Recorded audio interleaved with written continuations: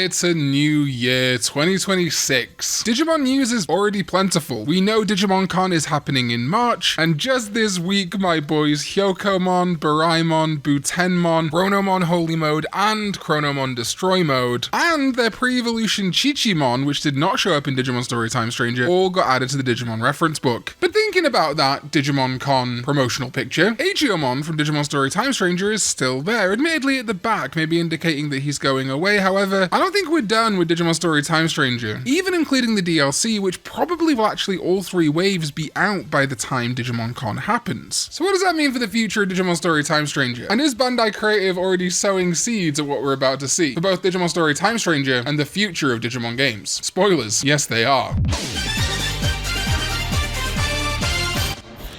What is up, digital companions? My name is Karn EX and welcome back to another kind of news video. The first thing I want to talk about is this tweet from Digimon Game, which they published on January 1st. A lot of the content in this video is going to be machine translated, just because a lot of it is from Japanese sources. I don't speak Japanese. If there's anything that I get wrong, let me know in the comments and I'll make a pinned comment correcting it. But this post says, Happy New Year! Digimon Story Time Stranger was released last year, and thanks to all of you, it has been enjoyed by a great many agents. We will continue to expand in 2026 as well, so we sincerely appreciate your continued support for this title. Now I'm going to discuss exactly what that expansion could be, or at least what it might be referring to in a bit, but a couple of things are obvious. First of all, they're referring to the DLC. We know that the Bancho DLC Gakuran is coming out in January, and while previously estimated to be way further into the year, it is actually quite likely, based on some comments I'm going to talk about in a bit, that the third and supposedly final wave for Time Stranger is going to release in March, potentially ahead of Digimon Con in March, which, as I said in the intro, has Agiomon in the art still, representing this year of Digimon being Agiomon, Agumon, Gemmon, and of course, Geckomon. If we compare this to the 2025 art, Agiomon's still there, Agumon's still there as the mascot of the whole franchise, and Terromon representing Digimon Liberator. It's quite likely that Digimon Liberator is going to end this year, so that's why no Terromon in the 2026 art, Gemmon kind of taking over, being handed the baton from Terromon as far as the TCG goes. So if Time Stranger wasn't going to have a presence past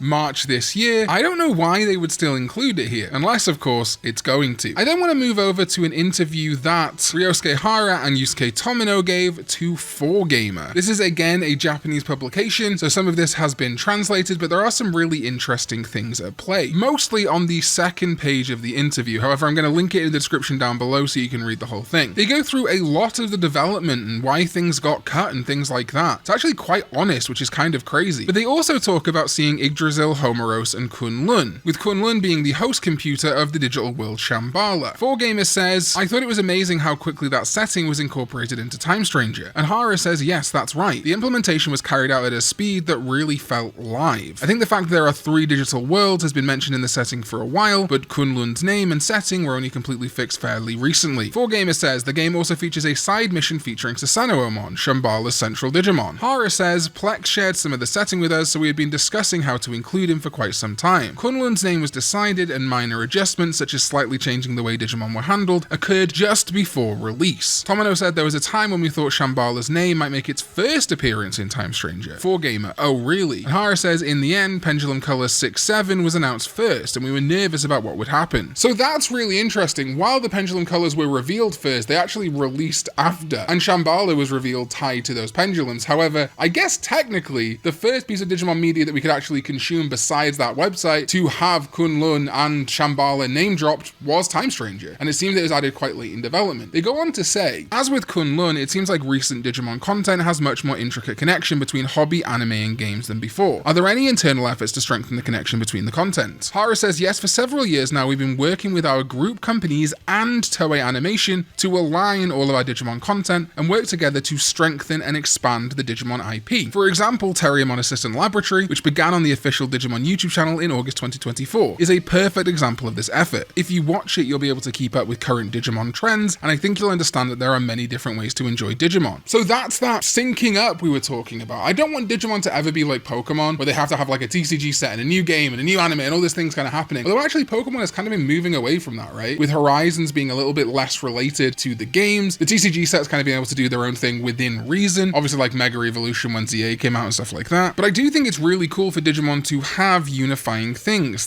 that make sense and themes that let you connect the media. I also love when Digimon just does its own thing, but it's undeniably really cool that this year we have confirmed Shambhala representation in the Pendulum Color 6 and 7, in Time Stranger, and probably in Beat Break. The mentions of Shangri-La, a lot of the East Asian digital continent, at least in the lore of Kugamon and Murasamemon. Even if they don't physically go to Shambhala in Beat Break, it's definitely connected to the third digital world. 4Gamer also asked what was the reaction from fans, and Hara said we received many comments on social media saying we could really feel their love for Digimon, and also saw fans introducing the video to their friends. It was a moment when we strongly felt that Time Stranger is a title that has grown significantly together with the fans. 4Gamer says not only have we interviewed people on the development site, but the promotional methods have also changed significantly this time around. It seems like we're reaching a wider audience than just Digimon fans. Hara says we were conscious of that point, and I think our promotion was praised by fans, especially overseas. Many overseas fans have a fan perspective, but also a business perspective, and we received comments like they're really trying to promote it so that it reaches a wider audience, not just Digimon fans. And as a long-time fan, I'm happy to see Digimon spreading. I personally thought that the Digimon story evolution system and the story depicting the bond between humans and Digimon were unique, and I continue promoting it with the hope that it would appeal to a wider audience. I'm really happy that everyone understood that. And yeah, I can attest to that, man. Bandai Namco flew me out to Summer Game Fest and let me play the game, and I got to talk to Ryosuke Hara very briefly, who said he'd watched my videos, the team had watched my videos. Insane. But I was basically there for kind of part of Bandai Namco's promotional effort. They were like, okay, there's a Digimon YouTuber, and then later on they also reached out to other monster taming YouTubers like Gym Leader Ed and a bunch of other people to make sure people were playing this game, especially Digimon fans, not just newbies or people that they thought could kind of recruit in. But on top of that, the marketing was also really good. They were at state of plays, which is incredibly important. They had well-produced trailers, getting the game in front of eyes of streamers, content creators, journalists that maybe never would have covered the game, especially at a time when games like Pokemon were getting a lot of flack for things like, including but not limited to, their ride functions. Well, Digimon got to show off its ride capability very proudly. Another thing I really like in this article is that Tomino and Hara both give some flowers to Habu, who started this project and worked on a ton of Digimon games. The machine translation says Hanyu, but this is a common mistranslation. They are referring to Habu here. And Hara himself says, working as a producer, I'm reminded once again of just how significant Habu's achievements are. I think my job is to further expand the Digimon fan base. So straight up there, we have this acknowledgement of Habu and how much Habu did for Digimon, and that Hara kind of wants to continue his legacy, continue his work, which is great. Skipping ahead a little bit, we have some pertinent stuff for the DLC. And honestly, my first controversial thing for this article. Hara says we decided to add 5 Ultimate, that's Mega Digimon, to each DLC pack based on various criteria. We also decided on the Digimon to appear with the aim of pleasing a wide range of players. For example, we often receive requests for Gamamon, but if we only included Siriusmon's Ultimate form, Mega form, we would have to create an evolution route that would be difficult to accept. On the other hand, if we included every generation from Gamamon to Siriusmon, that would mean the end of one DLC pack. This time we carefully considered the balance when selecting the 5 Ultimate Digimon to appear. And again, by Ultimate they mean Mega in the English dub. I don't know about this one. I feel like that's kind of an excuse. Oh, well, if we included Gamamon, we'd have to include all of its evolutions. So include them? I don't think this is a decision that Hara has made or Tomino has made. This is very clearly a Bandai Namco money people decision. Put 5 Digimon, that'll do them,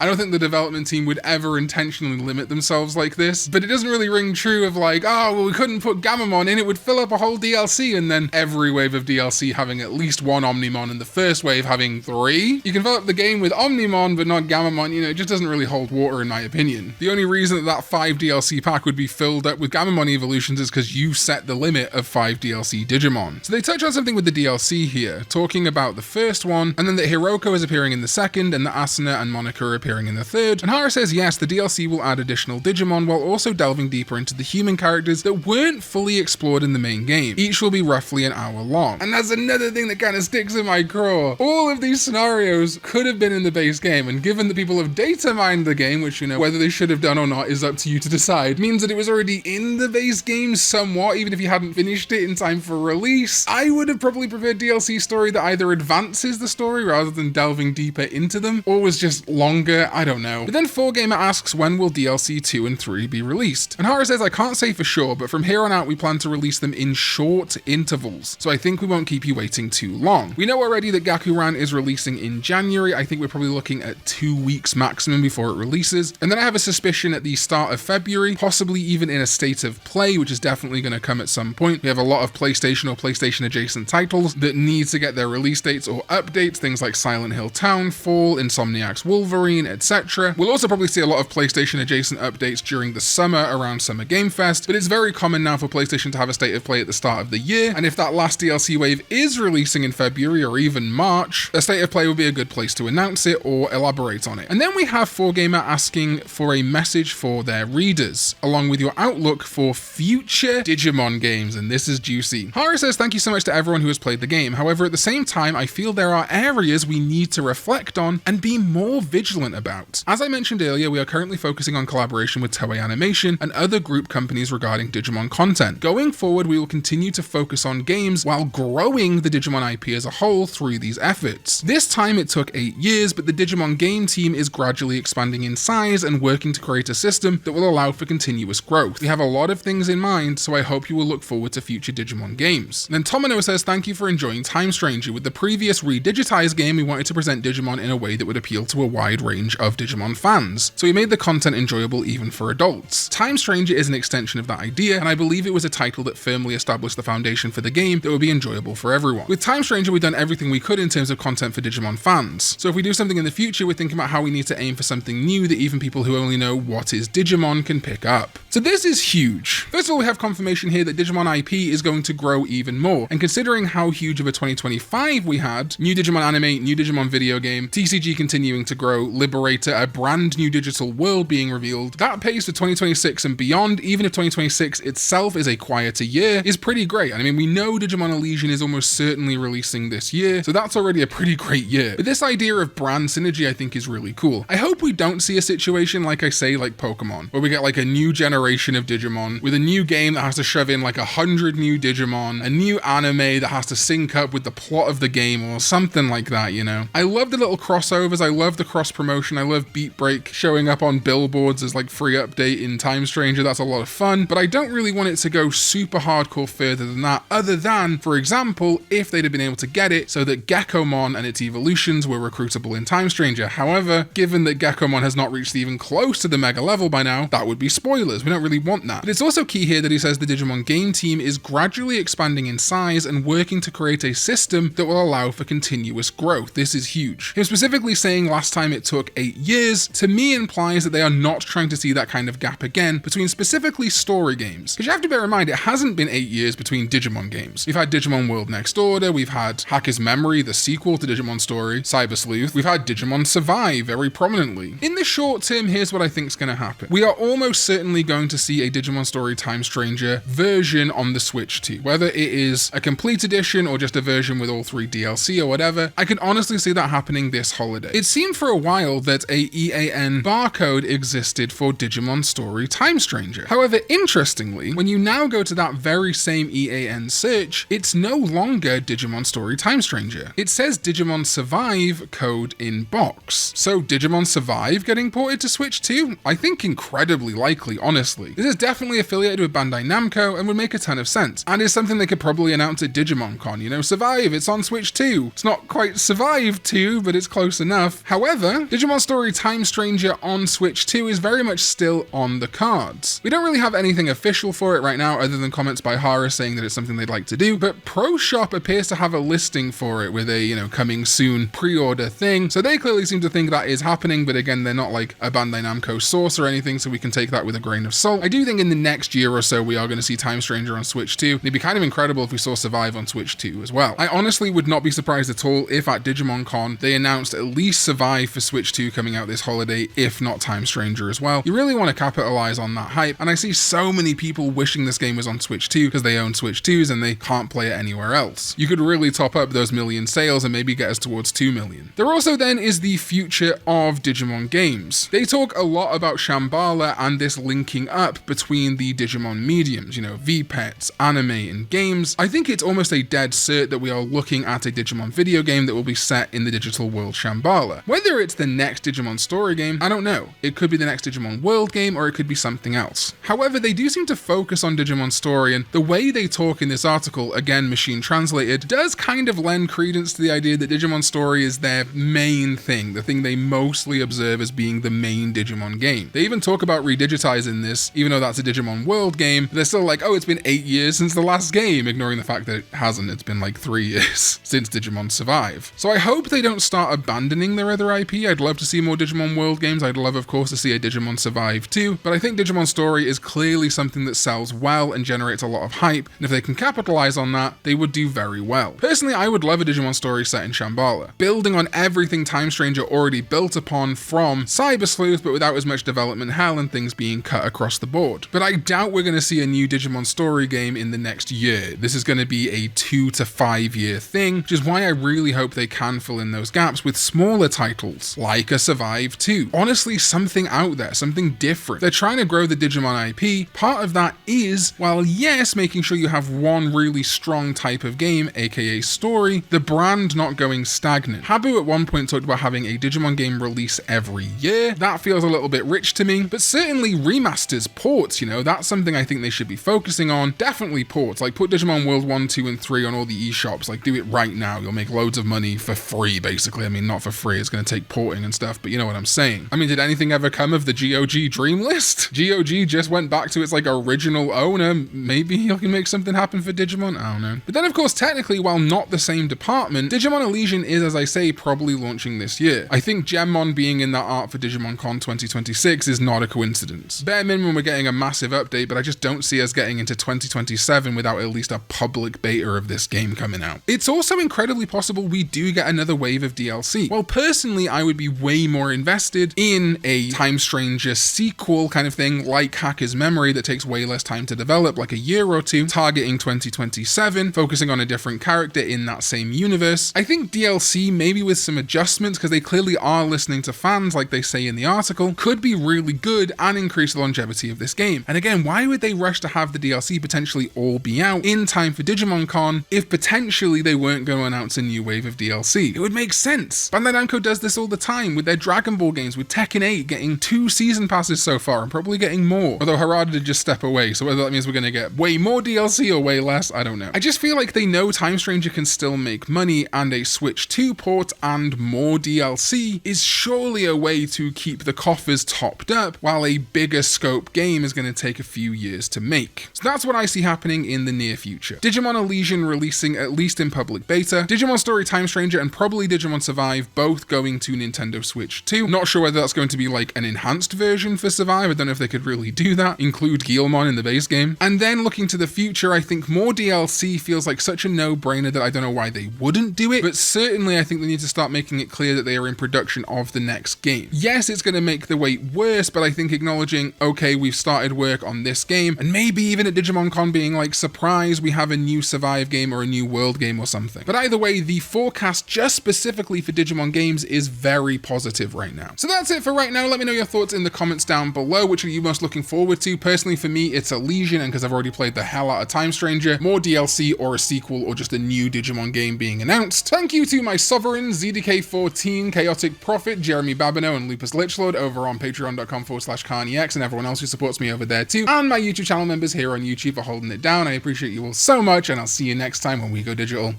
Bye bye.